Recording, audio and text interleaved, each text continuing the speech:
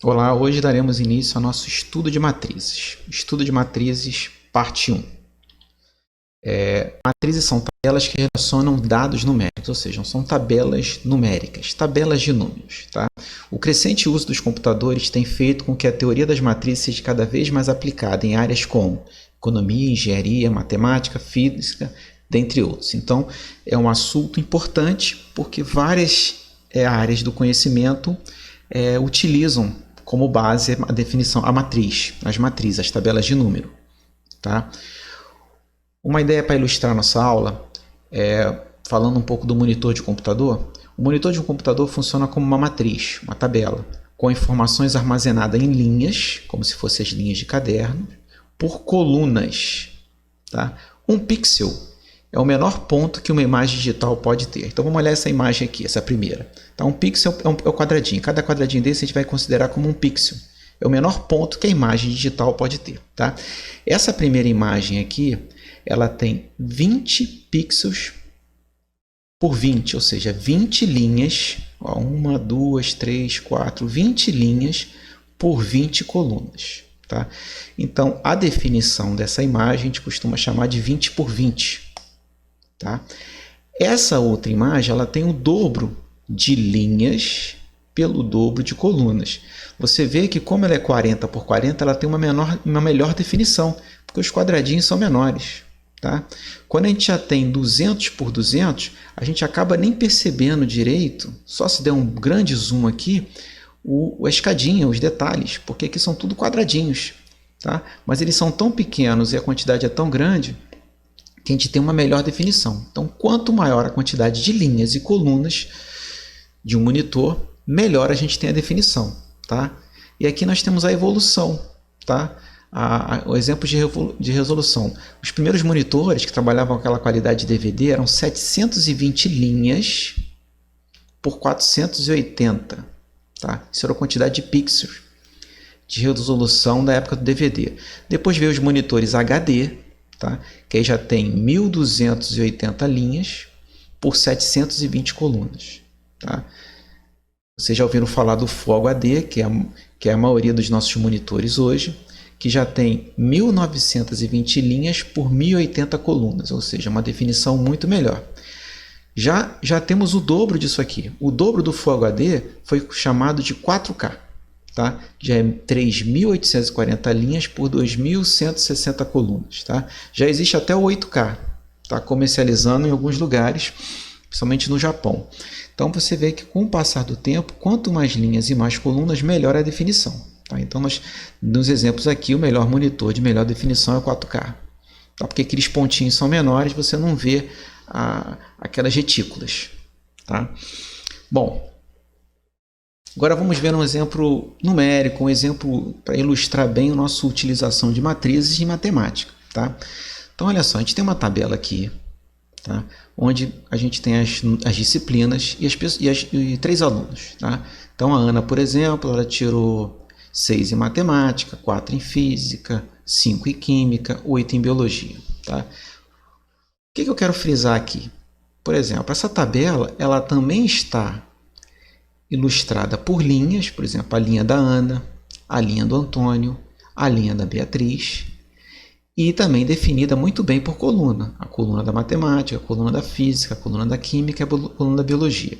Isso é uma forma simples de entender, mas é a base e a nossa orientação em matrizes. A gente sempre nos orienta por linha, como a ideia do pixel, do monitor, por coluna.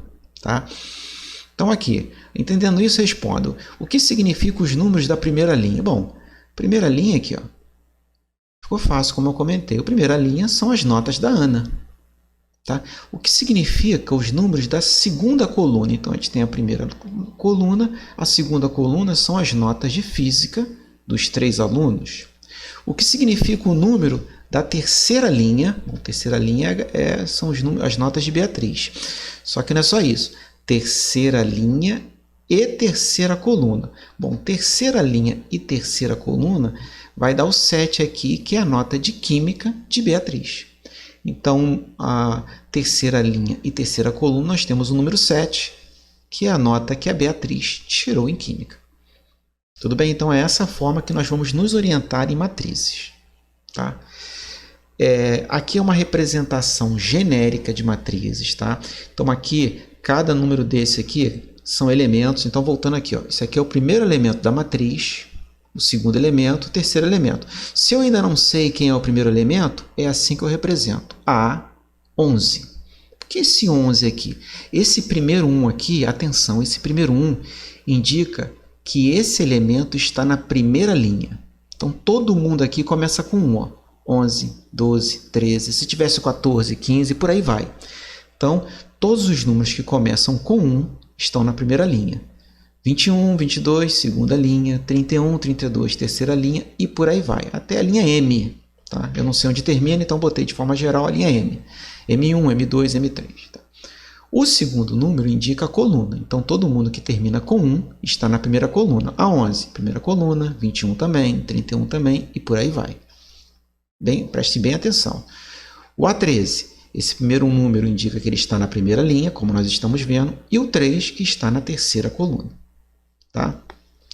Essa matriz é uma matriz genérica, eu não sei onde ela termina, então a gente costuma representar a matriz, quando a gente não sabe o fim dela, quantas linhas ela tem, quantas colunas, de uma matriz M por N. Ela tem M linhas por N colunas.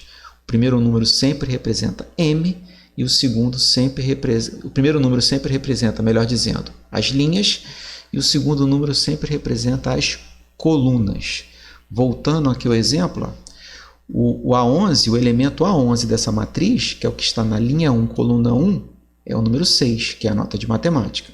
Essa terceira questão aqui, na verdade, o que significa o número da terceira linha e terceira coluna, é que está perguntando quem é o A33. Quem seria o A33? Resumindo isso aqui de forma matemática, perguntando quem é o A33. Por que 33? O 3 indica que está na terceira linha. E o segundo 3 indica que está na terceira coluna. Então, o A33, ó, primeira, segunda, terceira linha. Primeira, segunda, terceira coluna. O A33 é o 7, que é a nota de Beatriz em Química. Tá? De maneira geral, todo termo genérico é sempre representado pelo A, o elemento, né, o termo da matriz, A, e J. Esse primeiro número que seria o I é a linha, e o segundo número, que seria o J, é a coluna. Então, todo elemento ele é sempre identificado como A e J, sendo que o primeiro número indica a linha dele e o segundo número indica a coluna. Tá? Então, vamos aqui na frente. Vendo de uma forma prática. Os números que aparecem na matriz são chamados de elemento, ou termos da matriz. Então, a gente tem essa matriz aqui, que ela tem quantas linhas? 3. Tem quantas colunas? 4. Então, essa matriz aqui ela tem uma ordem, ela tem um tamanho, que é o quê? 3 por 4. Esse número sempre embaixo da matriz, ele indica qual é a ordem da matriz, ou seja, qual o tamanho dela. Linha, que ela tem 3 linhas, 4, que ela tem 4 colunas. Então, sempre indicando a linha, depois a coluna. Então, essa matriz aqui tem 3 linhas e 3 colunas. Conheço todos os elementos dessa matriz, mas se eu perguntasse quem é o A11, ou seja, qual é o elemento que está na linha 1, coluna 1, é fácil, é o 3. Quem é o A14, ou seja, quem é que está na linha 1, coluna 4, menos 1. Quem está na linha 2, coluna 2, 4. Quem está na linha 3? Só pode ser um desses caras aqui. Quem está na linha 3, coluna 2, menos 2. Tá? Então, aqui nós temos uma representação genérica dos elementos e isso nos ajuda a identificar cada elemento se por algum motivo for questionado ou for perguntado desta forma. Quem é o elemento, por exemplo, não está aqui, vamos lá, 33. Bom, 30 começou com um número, vamos botar 34, fica mais fácil. 34 começou com 3, então a terceira linha. 4 é a coluna 4, então quem é o elemento 34? É o 7. Beleza? Então tá. Então aqui nós definimos a matriz, mostramos como podemos representá-la de forma genérica e como identificar cada elemento. Tá? Vimos um exemplo prático, ou seja, as notas de 3 alunos em algumas disciplinas, e associamos a ideia de matrizes a uma coisa do nosso dia a dia, que são os monitores, as resoluções de monitores, tá? Que está sempre baseado em linhas por colunas. Tá? Ótimo. Então agora vamos trabalhar um pouco as operações com matrizes. E a aula de hoje nós vamos fechar com a operação de soma e subtração. Então hoje a gente tem que terminar a aula com a ideia entendendo e conseguindo fazer atividades que envolvam soma e subtração de matrizes. Pois bem, para fazermos a soma e subtração de matrizes, nós teremos que ter duas matrizes, né, no mínimo, e elas têm que ser do mesmo tipo, mesma ordem. Esse m por x, m por n, quer dizer o quê? Se a primeira matriz, ou seja, se a matriz A for 2 por 2, duas linhas e duas colunas, a matriz B também tem que ser 2 por 2. A matriz só pode somar com outra matriz que tenha o mesmo tamanho, a mesma quantidade de linhas com a mesma quantidade de colunas. Tá? É isso que está querendo dizer aqui. E outra coisa, denomina-se a matriz soma A com a matriz B, ou seja, vai ser uma outra matriz que a gente pode chamar de matriz C, a nova matriz, ou podemos chamar também de matriz A mais B. Tá? Uma matriz que vai ter o mesmo tamanho da matriz A e da matriz B, e cada elemento da matriz A vai ser somado com o seu correspondente na matriz B. Então, vamos resumir isso aqui de forma prática. Voltando aqui, bom, calcule a matriz soma A mais B. Bom, vamos entender isso. Para somarmos, a gente está vendo aqui a matriz A, que ela tem qual é o tamanho dela, qual é a ordem dela? 3 por 2. A matriz B também tem 3 linhas por 2. Então, as duas matrizes têm a mesma ordem, são duas matrizes 3 por 2, podemos somar. Ponto. Vai gerar uma nova matriz. Que matriz é essa? Vai gerar uma matriz C, posso chamar essa matriz de C. Vai gerar uma matriz D, ou posso chamar essa nova matriz de matriz A mais B. Essa matriz A mais B, eu sei que ela terá 3 linhas por 2 colunas. Ótimo. Como vai funcionar isso? O primeiro elemento da matriz aqui, o A11, vai somar com o B11. Tá chamando de B porque é matriz B. 3 mais 0, 3. Estou devendo 4, mas tenho 21, vai sobrar 17. Eu tenho 7, vou tirar 3, 4. Eu tenho 0, somei com 12, 12. Estou devendo 11, estou devendo 14, estou devendo 15. Tenho 9 com 1, 10. Então, é isso que nós vamos ter aqui. Ok? Então, é bem simples. É só cada elemento da primeira matriz soma com seu correspondente, coloca a resposta. Quando eu falo somo, respeitando os sinais. Então, eu estou somando essa dívida, o menos 4, com o 21. Se eu estou devendo 4 e tenho 21, vou ficar com 17. Ótimo. Então, já entendemos como somamos matrizes. Isso vale para subtração.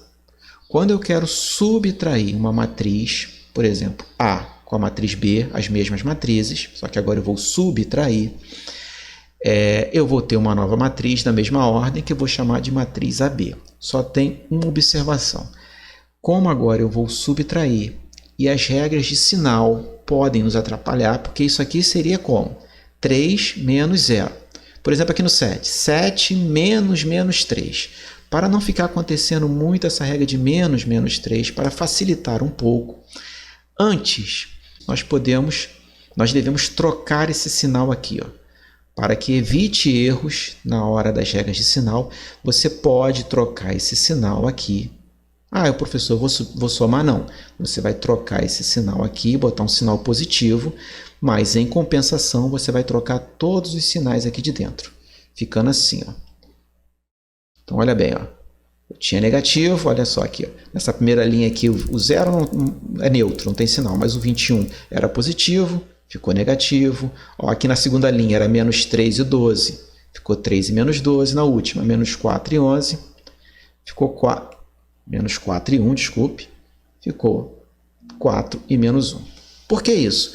Porque fica mais fácil, a gente vai continuar subtraindo, porque eu troquei o sinal daqui, mas fica mais fácil e evita que o aluno cometa erro de sinal.